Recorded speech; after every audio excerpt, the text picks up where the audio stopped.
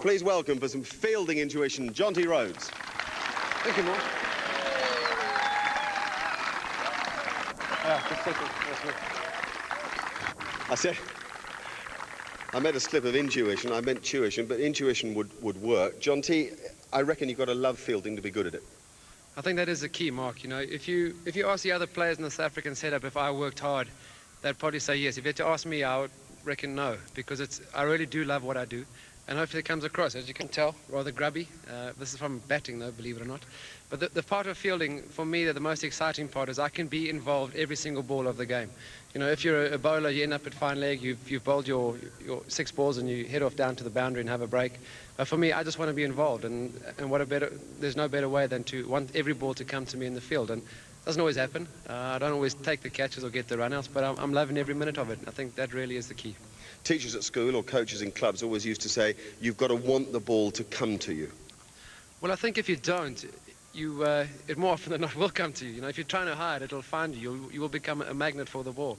So, you know, if you want it to come, people talk about anticipation, and they reckon that my anticipation is not too bad. But because I'm wanting every ball, expecting every ball to come to me, and actually quite disappointed if it doesn't. So, you know, I really want to be involved, and 50 overs can go by very quickly if you running around and just having a great time. All right, well, you're unique in that you're one of the few cricketers that people will pay to go and watch field. And one of the reasons that's always struck me is you have this wonderful aggression to it. Basically, you're an attacking fielder.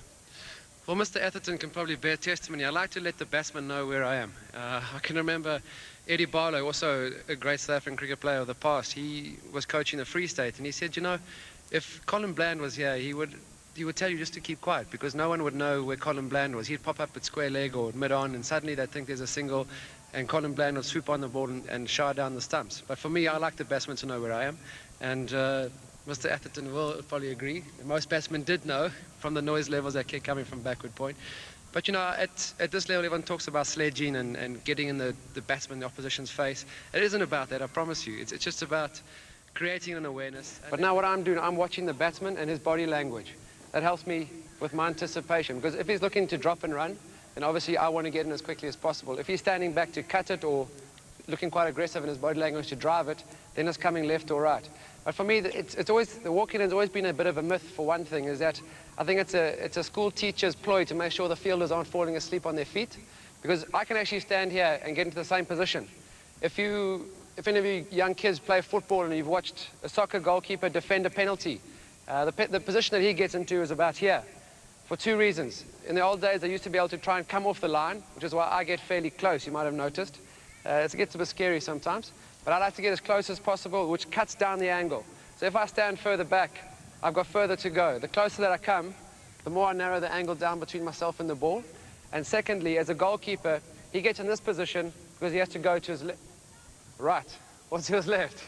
Okay, so if I'm still walking in, now I want to go to my left, I will take another step and then go. So if I'm in this position here, like a goalkeeper defending a penalty, I can go left or I can go right, or I can still go forward for the drop and run. So your initial movement then is kind of a little hop, skip and a jump, and then a balanced position to move. You're not having, at that stage, any forward momentum. Well, the problem with forward momentum, obviously you've got to be on the balls of your toes, and your weight's got to be going forward. You don't want your weight on the back of your heels, because then it's hard to go anywhere. But if you've got too much forward momentum, to go to your side, either side, left or right, it's pretty tough. You know, if you're coming forward at pace, then sure, you can go forward for the drop and run. But if the bloke cuts it or drives it past you, if you're going too far forward, too quickly, it's going to be hard to change direction. So for me, I get in here to let him know that I'm here, but then in this position, as he cuts the ball or hits the ball, that's okay. where I want to be. We'll use Mike Atherton to hit the ball now. Athers, if you want to get into that batting position that we knew and loved you for. And what we're going to do really is get Jonty to attack either the stumps at this end or first up the stumps at that end. Tony Wright, who's one of the coaches here at Bristol, is going to take the balls here. But Jonty, this presumably is a big move. The batsman drops the ball out on the offside and you're attacking it. Okay. The stump? Yeah, I'm going there. Which end? This end? That end? Okay. There's a camera in my way. I'd like to say we'll edit that out, but we won't. You threw it too hard, Athers. Did I? That's how you mustn't do it. Okay. All right. On that dodgy brown bit there. Thanks, Ethers. I'll get it right. Okay, well, what I want to do This is the real one. is run through the cameraman. But what I'm getting my body in position here, nice and low to the ground, so I can move either side. And I think what it did help me playing hockey, I can move in these sort of low down positions with a bent over back, strong legs, and not have to, being a short bloke, I think does help. Because to get from here to here, you might fumble it. Okay, Ethers, let's try again. Okay. We'll just watch one more of those because I've got 2 questions to ask. Okay.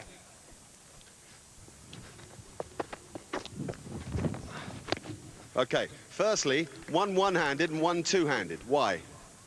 I fumbled the first one, didn't you see me? Get my confidence back. No, it depends too. If you're looking for a split second pick up and throw, then the one hand, it does take off, shaves off half a second. If you're steady, if you have got time and there's been a miscommunication between the batsmen and they're kind of hesitant, then you've got a bit more time to steady yourself. The 2 hands will help. And these days, especially when you're playing international cricket with a third umpire and the camera, you know, the guy can be half a centimetre out and then ruled out. It'll go to the third umpire. Whereas I started playing cricket a long time ago. There was no third umpire. And to run a bloke out, you had to run him out by a metre. Otherwise, there was doubt in the umpire's mind. And generally, the batsman got the benefit of the doubt. So, you know. Question 2, you bounced the ball in. You didn't throw it full toss. Well, the people behind Tony. But also, the skill that I'm doing in one-day cricket especially is very important for the bowler to get back to the stumps.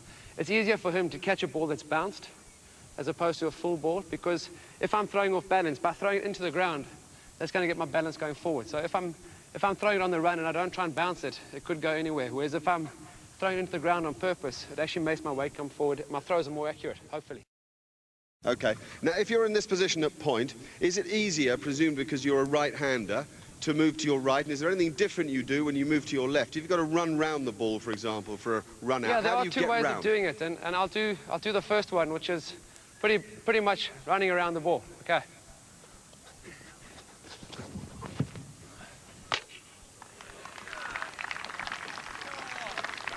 Wasn't supposed to hit, but what the heck.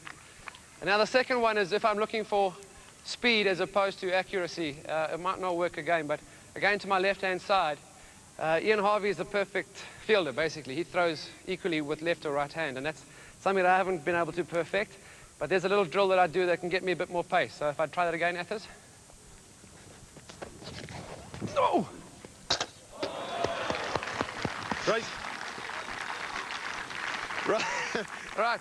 I think I'll stop right there. It's fair to say Lesson that's what over. we were looking for. Lesson Okay, over. so the 2 separate things there. Yeah. How do you teach yourself those? I've no Well, idea. if you're at home now with a kid, this second position is quite an interesting one, presumably because you've spun round against the angle. You've got your back to your target at this point. You've had to spin round. I think if you play football, if you play hockey, it's a bit like having a guy marking you. You know, it's getting away, getting your body positioned around. It's not too difficult. I mean, it's a concept that I just adopted from my hockey days onto the cricket field. So it is quite useful, having played a lot of hockey in my youth. And the guys who've played football, you'll find it pretty easy. But what it does is get your body going in that direction as quickly as possible, because that's your accuracy and your power will come from your body position. When you throw the ball, it looks like it's all coming from your arms, but it actually is from the ground up. So your feet have got to get in a good position, and by doing that, by spinning around the opposite way, I'm finding I'm getting my feet and my body position all pointing in the same area a lot quicker than if I actually run around it.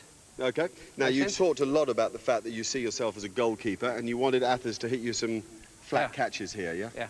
All right, Okay, because well, you've got some diving theories as well. He's just got a few odds and ends that I Tennis think he ball wants or to let. cricket ball? These are really your own drills, Jonty, yeah? Let's do a cricket one. Cricket ball. Yeah, basically what I do with the South African cricket team for a long time has been renowned as a good fielding side. And there are different aspects to fielding. But what I like to see myself as is a goalkeeper or a stopper. You know, if I take catches or if I get run-outs or catches, then it's a bonus. But what I want to do is stop the ball. And that for me is a victory against the batsman. So, as I said, how I practice on my own. I get one bloke with a bat and a glove, and I basically defend, as I said earlier, I'm a goalkeeper. I see myself as a goalkeeper on the cricket field. I want to stop as many balls as possible from getting past. So the drills that I practice are similar to a goalkeeper defending a penalty. So I'll basically get a guy, hit 5 balls, walk in, and as he hits it, get in his position, and then just move left or right again. And also, and people say, how do you pull off saves and how do you pull off catches? Well, I've bruised my elbows and grazed my hips the day before, catching 50 of them, and it's the same anyway. I mean, you got to practice like you're going to play. So your grazes and your bruises will come in practice as much as they will out in the middle? Probably more than in the middle. You know, if you, in a 20-over game today, I mean, I only fielded about 5 balls the whole game. But 2 days ago when we were practicing pretty hard, you know, you catch 50 balls, you're going to catch diving most of those 50. So we're in our goalkeeper position here. Where are you, on the balls of your feet? Yeah, basically, if I start here, I want to go and walk forward. Just before Athens hits a ball, I'm going to get into this position on the balls of my feet, which enables me to go, as I said, left or right, or come forward if I have to. All right.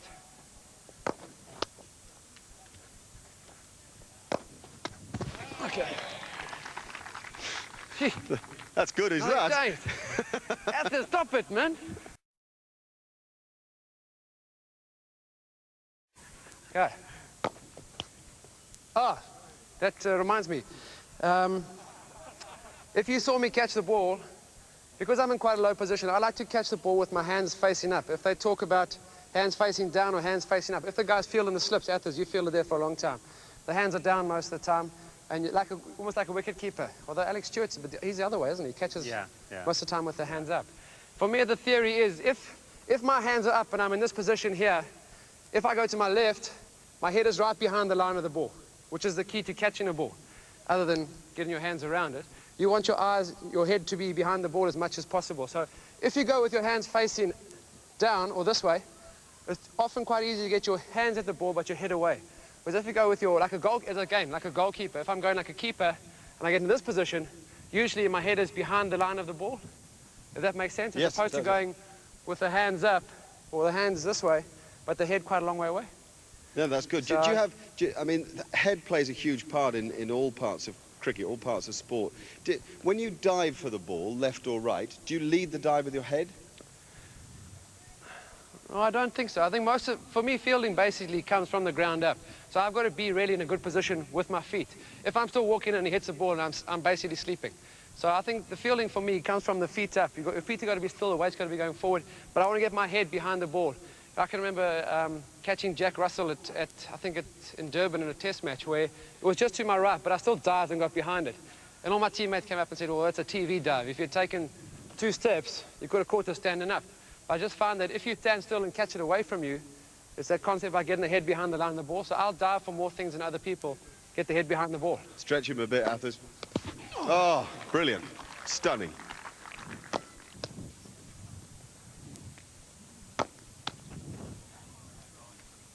And you do this for how long, Jonty? How many of these would you do? How many of these will you do in a practice session? It depends until I start bruising my hand. All right. So one more's enough, thanks. But again, in that position, that the last catch that I took, my hands were up, even though it was fairly low, my hands were still in this position here. I just find that I really get my head in a good position as opposed to dropping the hands at it. Athens, what's the threat? You're the batsman, he's the fielder. Does he create a threat of his own? Certainly does. A top fielder is at backward point. As a batsman, you know there's a threat there. You know you've got to be more careful about taking your singles. You know you can't just hit the ball in the air in a region around that backward point area, so it puts doubts in your mind. You have to say, as a batsman, if you make a good early call and you go decisively, more often than not you'd get in.